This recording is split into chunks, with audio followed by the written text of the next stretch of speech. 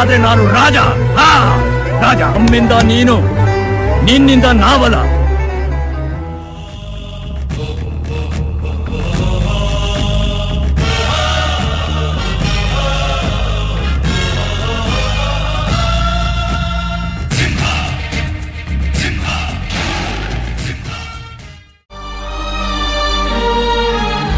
ರಾಜ ಆಗ್ಬೇಕು ಅಂತ ಆಸೆ ಇದ್ರೆ ರಾಜ್ಯನಿಗೆಲ್ಲ ತಾಕತ್ತಿರ್ಬೇಕು. ಯುದ್ಧ ಮಾಡೋಕೆ ಅಂತ ನಿಂತ ಮೇಲೆ ಸೈನಿಕರ ಲೆಕ್ಕ ಆಗ್ಬಾರ್ದು. ನೀ ನುಡಿದರೆ ಹೊನ್ನುಡಿಯದು ಮರು ನುಡಿಯುವರಿಲ್ಲ, ನ್ಯಾಯಾಂಗದ ಕನ್ನಡಿಯದು ಕಡೆಗಣಿಸುವರಿಲ್ಲ.